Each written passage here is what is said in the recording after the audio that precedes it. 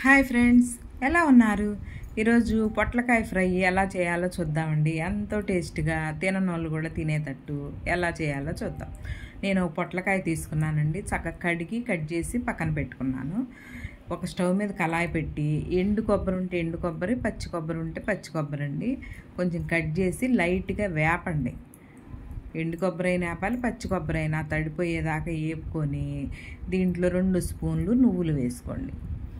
నువ్వులు కూడా వేసేసి పచ్చి కొబ్బరి నువ్వులు బాగా కొంచెం చిటపట్లాడేటట్టు యాగనివ్వండి. వేగిన తర్వాత తీసి ఇది మిక్సీకి వేసి పక్కన పెట్టుకోవాలండి. దీంట్లోకి ఒక మీడియం సైజు ఉల్లిపాయ సన్నగా కట్ చేసి పెట్టుకోండి. ఒక 3 పచ్చిమిర్చి కట్ చేసి పెట్టుకుంటే బాగుంటుంది. స్టవ్ మీద కళాయి పెట్టుకొని ఒక 2 స్పూన్లు ఆయిల్ వేసుకొని ఒక 1/2 స్పూను పచ్చెనపప్పు, 1/2 స్పూన్ ఆవాలు, 1/2 స్పూన్ జీలకర్ర, 1/2 స్పూన్ మినపప్పు, 2 ఎండుమిర్చి వేసుకోండి. వేసుకున్న తర్వాత మనము కొంచెం కరివేపాకు కూడా వేయాలండి. ఒక 10 ఎల్లుల్లి రెబ్బలు కచ్చాబచ్చాగా దంచి వేస్తానండి. ఈ పొట్లకాయకి ఎంతో రుచిగా వస్తుందండి.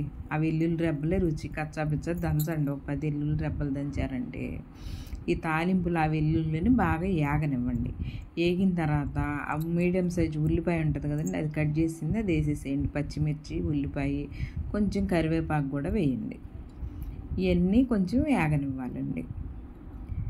వేగితే కొంచెం ఈ ఉల్లిపాయ బాగా ఎర్రగా అవసరం లేదండి, కొంచెం మెత్తగా అయితే చాలు. మనం పొట్లకాయని బాగా పెద్ద ముక్కలు కాకుండా మామూలుగా కట్ చేసి పెట్టుకోవాలండి. వేగేటప్పుడు 1 స్పూను ఉప్పు వేయండి. ఉప్పు వేసి వేపండి.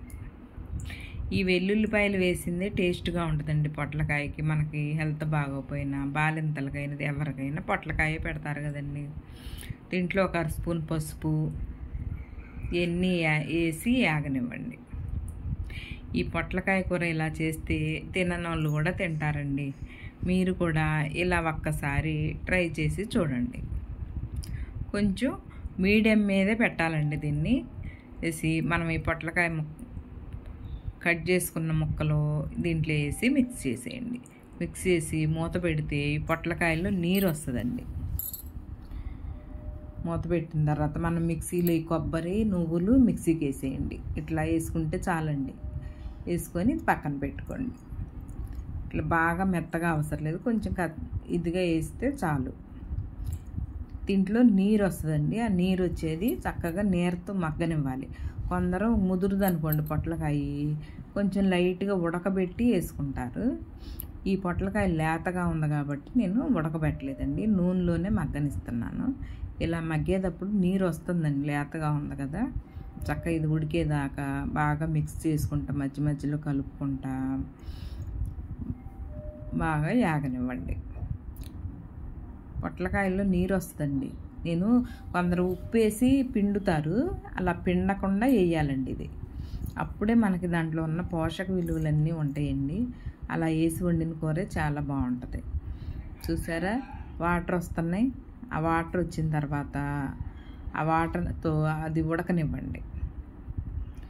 ఉడికిపోయింది చూసారా పొట్లకాయ. ఉడికిపోయిన తర్వాత ఒకవేళ పొట్లకాయ కానీ ముదురుదుగానైతే కొంచెం వాటర్ అయినా వేసుకోవచ్చండి. లేతదైతే వాటర్ వస్తాయి. దీంట్లో కారం వేసేయండి. కారం వేసేసి తగినంత కారం వేసుకొని చక్కగా ఇవన్నీ మగ్గనివ్వాలండి. ఈ కారం వేసిన తర్వాత 1 నిమిషం ఆగి మనము ఈ నువ్వులు పచ్చి కొబ్బరి పట్టి పెట్టుకున్నాం కదండి, అది కూడా వేసేయాలి.